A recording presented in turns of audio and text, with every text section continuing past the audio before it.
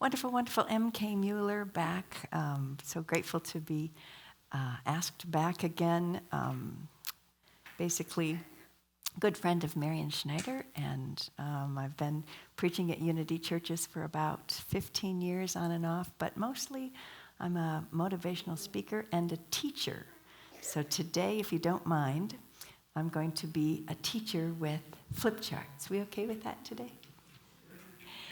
So I loved the prayers of Gail and the. Oh, I'll speak up a little more so that we don't have to have it quite so loud. Let's turn it down just a little. So I sounded really loud in my ears. That's why I was so quiet. So again, the prayers of Gail and Sandy just were absolutely resonating with the message that I received this week as I was preparing, because I'm aware of the transition happening here, and that's always a good time. It's like tilling the soil. It's a good time for seeds, isn't it?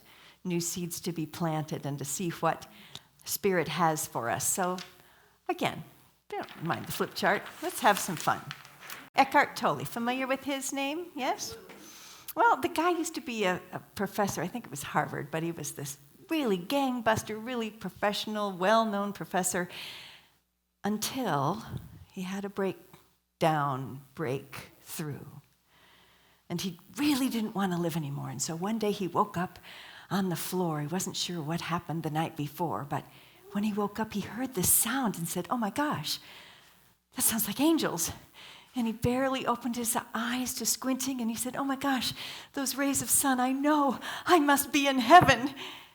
And he woke up, and it was bird songs and sunlight through the window.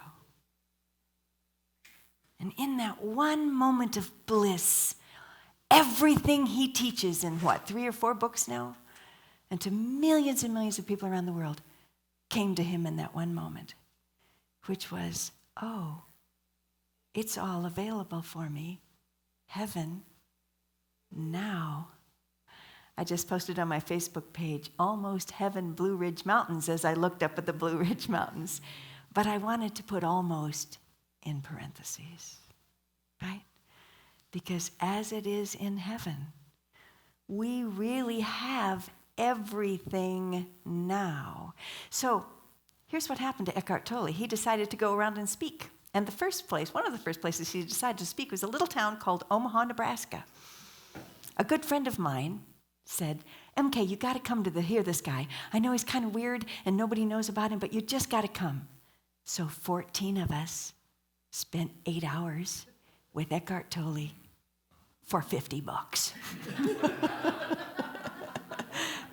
So if I may, let me take you to his first few minutes, and imagine that between every sentence I say there was a 5-minute pause, because there was. But here we go. "Would you like it if I could solve all of your problems right now?" That would be worth the price of admission, wouldn't it? Mm-hmm. If I could solve all of your problems right now. Well, here's the good news. You've never had a problem right now. All of your problems are in your future or in your past. Sitting here right now, we don't have a problem. Now, sometimes life gives us a situation. Let's say you're crossing the street, you slip on a banana peel, and there's a truck coming around the corner. Well, you have a situation. You don't have time to make it into a problem. Yes, get out and get out of the way. But again, no problem. That day was the beginning of a transformation for me that took me out of the shelter for domestic violence, out of victim thinking, and into the spirituality that I've so embraced with Unity ever since. So, what did he have to teach us? The same as Jesus. Our power is all here. We heard, we are one. Yes? I love when Jesus said, "You and I are one as the Father and I are one." That's still only one. Yeah? There you go. That's a lot of power, isn't it? And what were some of those power phrases in the scriptures? I can do how many things? All things through, all things. Well, then how could I ever have a problem? What about this one? All things work to, yeah, good. So what looks like a problem now is absolutely just a hallway on the way to opening that next door, certainly, right? And then, of course, Jesus' amazing words that as a Catholic I never heard in a sermon, which is, you will do greater things than I. Right? Again, with that much power, how do you possibly have a problem? Because we can get into this thinking. Oh, it's not happening by me or for me, it's happening to me. Oh my goodness, this is not good and I need to stop it. I love Marianne Williamson's. Isn't that amazing what she's doing nowadays? God bless. Talk about stepping out in faith. But she's been one of my favorite teachers for many years. And one of the quotes of hers that I memorized, as did Nelson Mandela, is, our deepest fear is not that we are powerless. Our deepest fear is that we are powerful beyond measure. It is our light, not our darkness, that most frightens us. Yeah. Let's take a deep breath on that one. It is our light that scares the heck out of us, because there's nothing you and I cannot do. In fact, there's nothing you can't do. You don't even need me to do it. Yes? So, what does that mean? We hold the key to everything we want as far as peace, prosperity, everything. So, why aren't we using it? Why does it still look and feel like we have problems? Two things, that's my topic for today. The two things that keep us from all the good things are fear of the future. Let's go back to Eckhart Tolle. And judgment of the past. So we're going to deal with both of those biggies here in the next few minutes. FEAR, remember what that stands for? False evidence appearing real. Let's say that one together if you would, please. False evidence appearing real. Not real, appearing real, right? Oh, I don't have enough. Would you please help me fill in the blank? I just don't have enough time. Give me more, please. I just don't have enough money. Keep going. I don't have enough love. I don't have enough support. I don't have enough resources. I don't have enough beauty, enough brains, enough talent. I just don't have enough. Thank you, God, for sharing that you don't have enough. So I'm going to tell just a couple stories today. One is of Jim Bricker. You probably don't recognize that name, but she's got an amazing story. And she certainly could have believed that she didn't have enough. From the very first time she saw gymnasts on TV, she said, oh, that's what I want to do. And her beautiful adopted parents were people of our mindset. They were unlimited potential. And they said, well, okay. Despite the fact that their adopted daughter had no legs. This is where her body stopped. So she was about this tall, even as an adult, about this tall. So they got a trampoline, and sure enough, she could get that momentum going to do flips and lots of interesting things on the trampoline. And then she started to do cartwheels and flips on the gym floor, and pretty soon she was competing in gymnastics. Yeah, the balance beam, the whole thing, with no legs. How good did she get? Oh, pretty good. State champion, Illinois. Pretty good. She didn't make national champion, but she did start to write a book. And in the book, as she was researching it, her birth mother sat her down and said, dear one, there's something I've really needed to tell you. That hero of yours, Dominique Marciano, that's the gold medalist,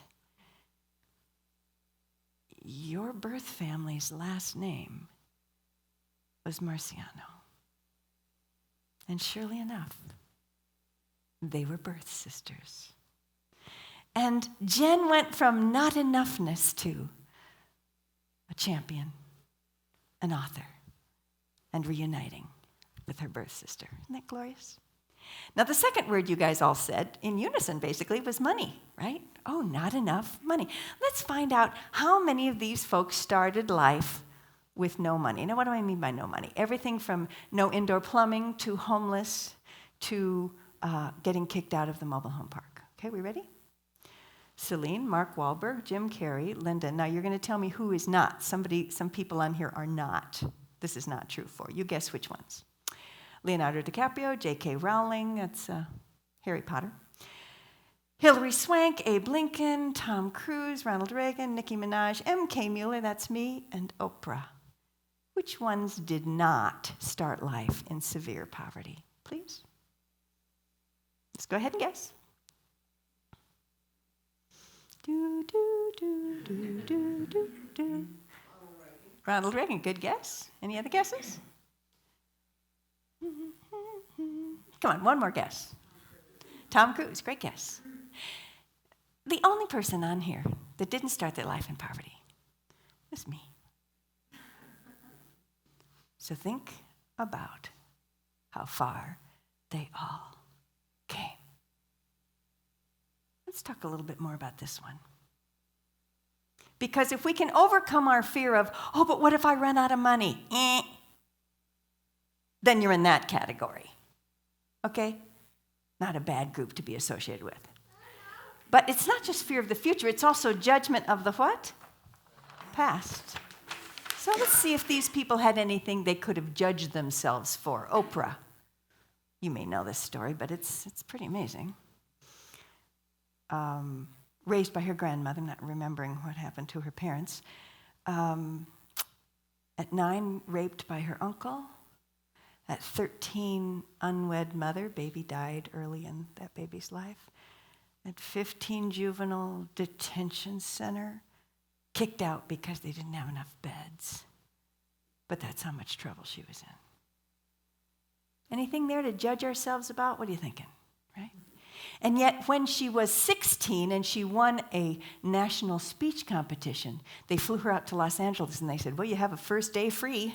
Do you want to go to, Universal Studios? What do you want to go to? And she said, this is young African-American woman, 1960s. I want to go to where they put their hand in the cement because someday I will. Could have judged, had every reason to, and chose not. And again, as I was preparing for today, another memory came up of a film. You might have seen Best of Enemies in the last year or so. Okay, then I've got a movie you're going to want to Google when you get home. Ann Atwater and C.P. Ellis were not likely friends. Ann Atwater was a civil rights activist. C.P. Ellis was Durham, North Carolina's leader of the Ku Klux Klan. In 1964, when it was decreed that they had to integrate the schools, violence started to erupt, and they knew that violence could really erupt if they weren't careful. And so they called in a national specialist, and they said, help. And he said, we're going to do a 10-day claret, it's called. Never heard of that before. Anyway, it's a 10-day get-together where every evening they came together, and they had to work on the solution together. They said, okay, we're going to need a leader for both sides. Let's choose Ann and CP. Now, you can kind of imagine that when the head guy and Ann and CP all had to meet at the cafeteria the first time, CP wouldn't even sit at the table with them. Not going to be seen sitting there talking to two black people, couldn't he? So that's where it started.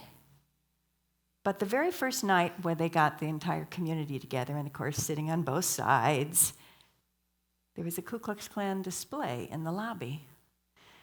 And that young black youth came up and said, okay, and they're just about to tear it down, and Ann said, don't you dare. We are here to learn about them. Read every word on there. I want you to know what it is they believe and stand for. CP was in the corner and overheard her. And he said that was the first moment his world changed. Another moment when his world changed was when one night afterwards, a couple of folks got together and just started singing. I woke up this morning in my mind. CP was over in the corner, and Ann looked up to see him clapping to the beat. She said we had to teach him how to clap black, but he got it.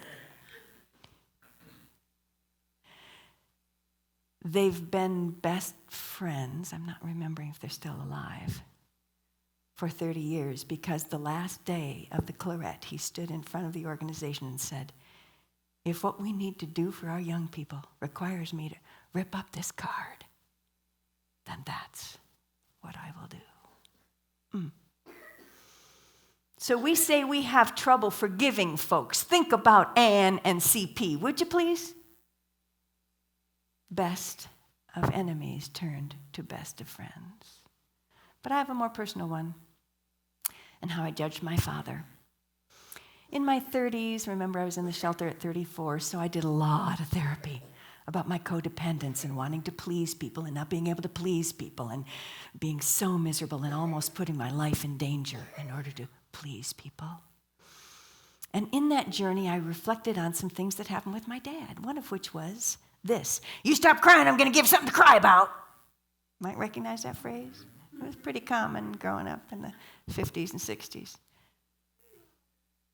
And in my late 30s, I'm going, how in the heaven does a good man, because my father's basically a good man, spank his little girl for crying?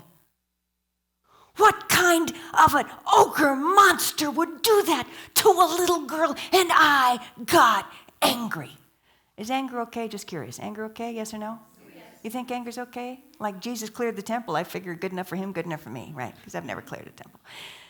So I was honoring. After my shelter, I learned to honor my emotions. And one of them was my angergy, my fire energy. Well, I worked through it, and I journaled through it, and I did as much forgiveness work as I thought I could. But my dad and mom came to visit a while back, and he goes, honey, you're going to that talk tonight? And he said, yeah, you're driving at night by yourself? I said, well, yeah, Dad, I do it all the time. He goes, no, let me go with you. He'd never heard me speak. And that night he heard me talk about all this stuff, but he also heard me talk about anger and sadness and how they're two sides of the same coin. Anger is our fire energy. Sadness is our water energy. And if we cut off one or the other, we're in trouble. You cut off your water energy, you don't allow yourself to cry, you're going to get stuck in rage. You cut off your anger energy, which is, again, your fire, your passion, you're going to get stuck in depression, your water energy. He'd never heard that before. And on the way home, we're driving, and he said, that was so good, honey. And I said, well, thanks, Dad. And he goes, no, I mean, you taught me some stuff I didn't ever hear before. And I said, well, that's nice to know. And he said, can I tell you a little bit about my childhood? And of course, I hadn't used my dad's story in front of my dad. At any rate, he taught me about when he was 6, why his mother was taken away to the mental ward. She was French. She loved art and music, and on the farm in Iowa, there wasn't much of either. And she had a breakdown, and eventually they took her away, and she never came home. At 6, he lost his mama. And of course, what did his dad say? There's no time for crying. We got work to do. There will be no tears around here. You understand? So Dad didn't cry. Now he's got a little girl of his own. I was the first of 5. And he reprimands her, and she starts crying. He goes, oh, no, you can't cry, because if you start crying, what? I'm going to cry, and if I start crying, I'll never be able to stop because I got all this other stuff to cry about, so I got to stop you from crying because I got to go to work tomorrow. I got to provide for you. You got to stop crying. You got to stop crying right now. And my daddy spanked me so that he could go to work the next morning. I got it. And my judgment disappeared, because all judgment is, all fear is a story we make up. And are you ready for this one? Every story that doesn't feel good is a lie. It's an incomplete truth. And we won't be able to get to that judgment until we decide we're going to forgive, even without the ending of the story, or until we hear the ending of the story. What was my dad judging? Speaking of judging, I was judging him, and he was judging his tears, right? He was saying tears aren't okay because that's what he was taught. And when he stopped judging his tears, well, my mom was pretty grateful that he never raised his voice to her again. Powerful, yes? 3 more quotes, this time from Byron Katie. Forgiveness is realizing that the story that we're angry about never happened Stress is a sign that the belief you're attached to is a lie.